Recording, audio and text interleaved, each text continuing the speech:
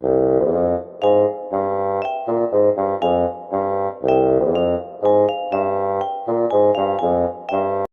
Farming का मतलब ये होता है कि जब फार्मर के पास जितने भी उसके अपने व्यवसाय होते हैं, चाहे वो पशुपालन हो, चाहे वो क्रॉपिंग हो, चाहे अन्य कोई और व्यवसाय हो, तो इसका मतलब होता है कि किसी भी एक व्यवसाय से मोर देन 50% का मतलब है कि 50% से अधिक सिर्फ एक ही व्यवसाय से उसकी इनकम आती है, यानी कि सोर्स ऑफ इनकम उसका सिर्फ एक ही एंटरप्राइज होता है, यानी कि वो किसी एक विशेष उद्यम पर आधारित होता है।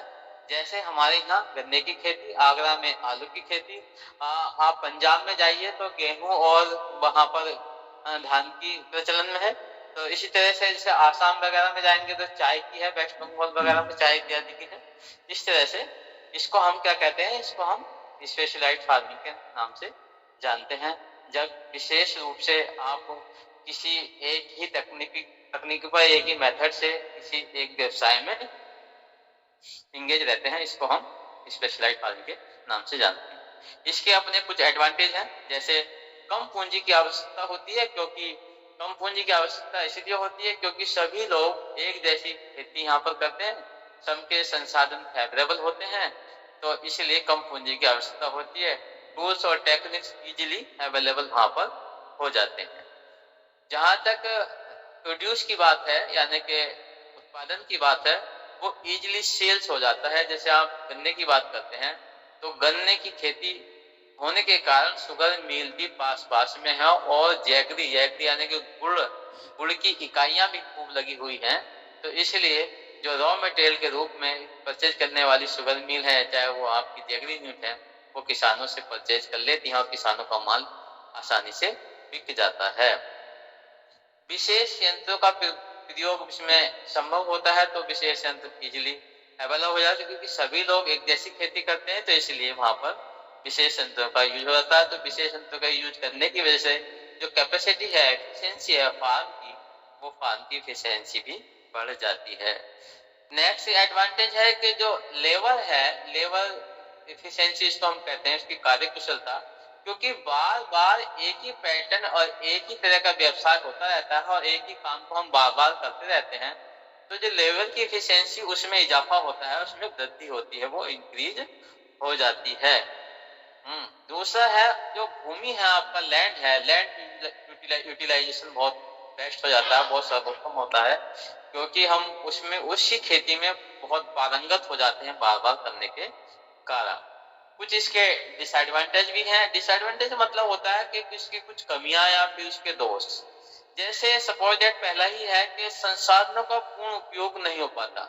यदि हम बार बार एक ही पैटर्न को अपनाएंगे, एक ही खेती को अपनाएंगे, तो जो संसाधन हमारे पास अवेलेबल है, जिन संसाधनों को हम कहीं और यूटिलाइज कर सकते हैं, वो नहीं कर पा रहे हैं, क्योंकि हम एक ही बिजनेस पर डिपेंडेंट हैं। ठीक, जैसे आय की सीमित मात्रा रहती है, जो इनकम है, जो इनकम में डाइवर्सिफाइड होनी चाहिए या फिर डिफरेंट डिफरेंट सोर्सेस से आनी चाहिए, वो नहीं, वो एक ही सोर्स पर डिपेंड हो जाती है। कई बार नुकसान ये होता है कि क्लाइमेट कंडीशन, वेदर कंडीशन के कारण यदि हमारी क्रॉप बर्बाद हो जाती है, तो फिर हम उस साल घाटे में रहते हैं या फिर हमें लॉस हो जाता है, क्योंकि हमारे पास अन्य कोई व्यवसाय नहीं होता। हानि की संभावना इसके कारण बढ़ जाती है।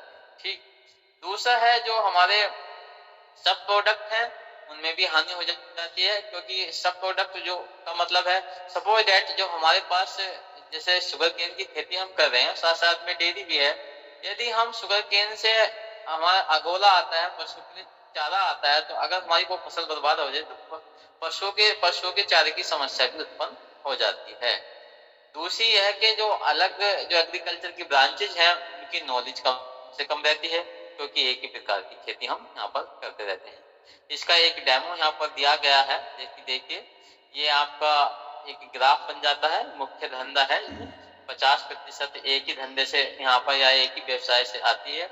जो छोटे छोटे और धंधे हैं, उनसे जो 50% से कम हमारे पास इनकम का सोर्सेज है, चाहे वो डेयरी है, चाहे हमारे पास फिशरी है, या फिर पोल्ट्री है, या अन्य कोई साधन है, वो छोटे छोटे व्यवसाय से भी इनकम होती है, मगर वो कम होती है। ठीक है, ये मुख्य धंधा है। और इसमें जैसे मुख्य धंधे में एक और यहाँ पर फिगर दी गई है। इस फिगर में ये है कि है यार 50% से ज्यादा दिखाया गया है, तो 50% से ज्यादा या 50% जब एक ही व्यवसाय से आता है उसको हम यहाँ पर स्पेशलाइज्ड फार्मिंग के नाम से जानते हैं। दूसरी जो फार्मिंग है उसको हम चर्चा करेंगे, इसको हम विविध खेती के नाम से जानते हैं, विविध या बहुप्रकारीय खेती के नाम से जानते हैं। इंग्लिश में इसको डाइवर्सिफाइड फार्मिंग के नाम से जानते हैं। ये बहुत ही बेटर फार्मिंग मानी जाती है, इसका जो टाइप्स है बहुत बेटर माना जाता है। वो फार्मर्स जो अपने बिजनेस को बहुत ऊंचाइयों पर लेके जाना चाहते हैं वो इसको अपनाते हैं। इसका मतलब ये है कि जब एक फार्मर्स अपने फार्म पर विभिन्न प्रकार की गतिविधियों में एंगेज रहता है, विभिन्न प्रकार की गतिविधि का मतलब है कि एक ही फार्म पर वो कई व्यवसायों को अपनाता है। वो वहां पर क्रॉप भी लेता है, डेयरी भी करता है, साथ साथ में अन्य फसलें भी लेता है। और इसका मतलब ये है कि उसकी जो बिजनेस है, उसका बिजनेस और उसकी बिजनेस की जो इनकम होती है वो किसी भी एक बिजनेस से 50% से ज्यादा किसी एक व्यवसाय से नहीं होती।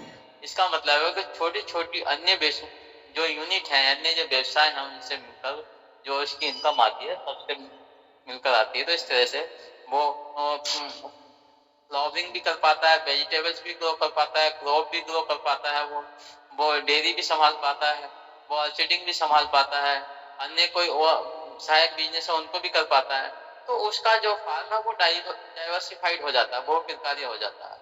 उसका लाभ ये रहता है कि किसी एक बिजनेस में यदि कुछ हानि हो जाती है तो अन्य किसी व्यवसाय से लाभ होने पर उसका संपूर्ण फार्म हमेशा लाभ में ही रहता है, वो कभी लॉस में नहीं होता।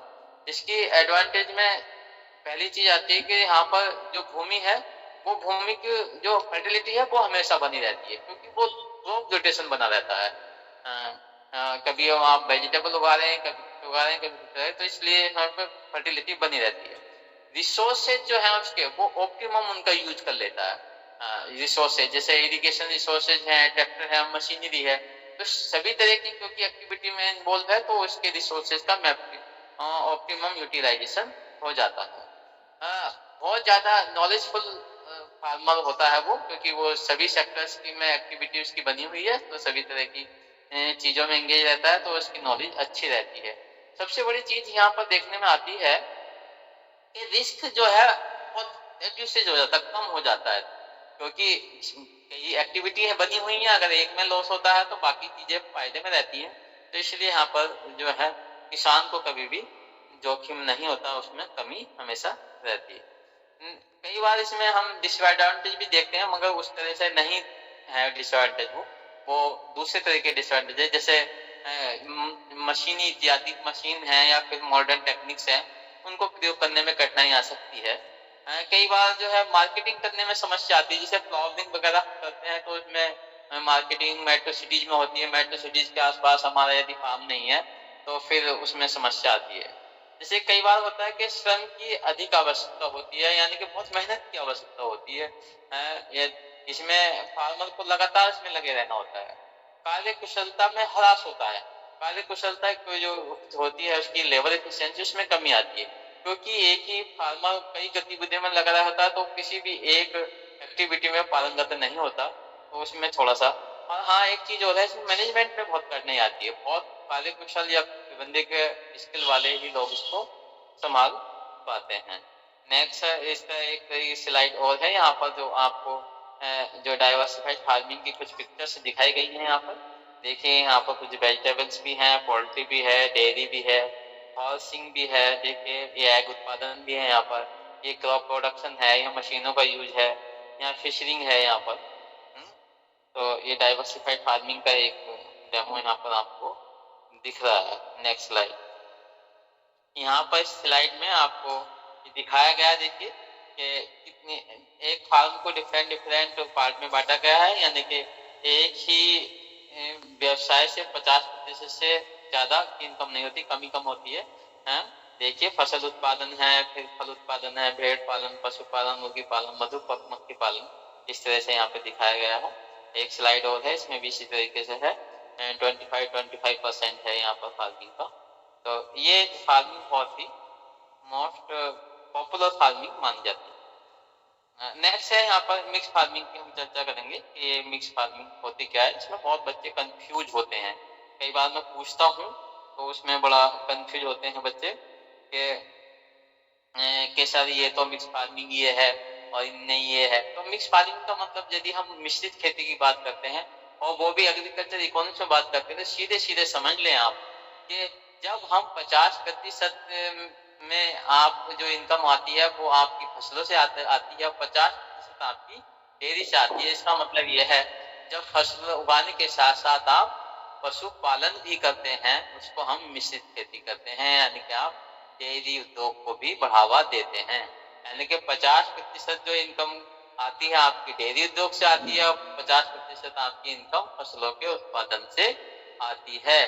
ये हमारे देश में बहुत प्रचलन में है मिक्स फार्मिंग काफी। आप देख रहे हैं कि जो फार्मर्स हमारे यहाँ वो पशुपालन मोस्टली करते हैं। बहुत रेयर ही आपको ऐसे फार्मर मिलेंगे जिनके यहाँ पशुपालन नहीं है या डेयरी नहीं है। तो डेयरी का अपने अपने फायदे हैं और पशुपालन के साथ साथ जो अन्य चीजें हैं जैसे गोबर की खाद इत्यादि प्रचुर मात्रा में उपलब्ध हो जाती है। तो यह एक प्रकार की खेती तो हम कह नहीं सकते, इसको हम ये कह सकते हैं कि बहुत प्रकार की खेती के बाद मोस्टली ये सेकंड पॉपुलर फार्मिंग है इंडिया में। और इसके एडवांटेज ये है कि पशुपालन द्वारा जो खेती के लिए बैलों या फिर जो पशुधन की आवश्यकता होती है वो इजीली अवेलेबल हो जाता है। हालांकि इसका प्रचलन थोड़ा कम हो गया, मगर फिर भी ग्रामीण क्षेत्रों में यह भी है। जैसे देसी खाद है, गोबर की खाद है, उसकी प्रचुर मात्रा में उपलब्धता होती है। साथ साथ में जो अतिरिक्त एनर्जी की आवश्यकता होती है, कई बार हम इस तरह के प्लांट लगाए हुए हैं गोबर खाद इत्यादि के, तो गोबर से जो एनर्जी प्राप्त होती है वो गोबर गैस प्लांट इत्यादि, उससे वो हम एनर्जी अपने घरों में यूज कर लेते हैं। वो फर्टिलिटी है लैंड की वो बनी रहती है। उसका कारण यह है कि गोबर की खाद बहुत अच्छी मानी जाती है और उसका फिर किसान ज्यादा करते हैं तो फिर वो फर्टिलिटी बनी रहती है।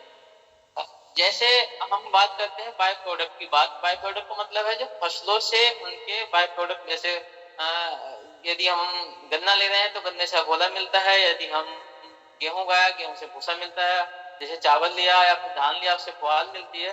तो ये बाय प्रोडक्ट है भूसा, पुआल, अगोला, इनका यूटिलाइज बड़े अच्छे से हो जाता है, हम चारे के रूप में इनका यूज कर लेते हैं। दूसरी और मेन चीज है यहाँ पर जो फैमिली कंजप्शन की सामग्री है वो इजीली अवेलेबल हो जाती है। इजीली अवेलेबल हो जाती है, जैसे दूध इत्यादि। कई बार जो नेचुरल कैलामिटीज होती हैं उनसे हानि की बहुत संभावना कम हो जाती है। जैसे डेयरी है, तो यदि डेयरी है हमारे पास आधे हाफ में आधा हम फसलें हैं तो फसलों को नुकसान होता है मगर डेयरी को नुकसान नहीं होता, वो उससे हमारी लगातार रेगुलर इनकम बनी रहती है। नेक्स्ट है ड्राई फार्मिंग। ड्राई फार्मिंग को बच्चे बड़ा कंफ्यूज होते हैं, पता नहीं क्या क्या उसको मान लेते हैं। ड्राई फार्मिंग सीधा सा बिल्कुल सिंपल सा एक फॉर्मूला ये है कि आप 20 याद रखें। 20 यानी कि 20 इंच जहां पर वर्षा होती है जिन क्षेत्रों में, या फिर इससे कम होती है उन क्षेत्रों में यदि किसान फार्मिंग करते हैं उसको हम ड्राई फार्मिंग के नाम से जानते हैं। वहां पर सिंचाई के संसाधन नहीं होते, तो वहां पर जो आर्थिक गतिविधि होती है, आर्थिक उत्पादन की जो गतिविधि होती है उसको हम शुष्क खेती या फिर ड्राई फार्मिंग के नाम से जानते हैं।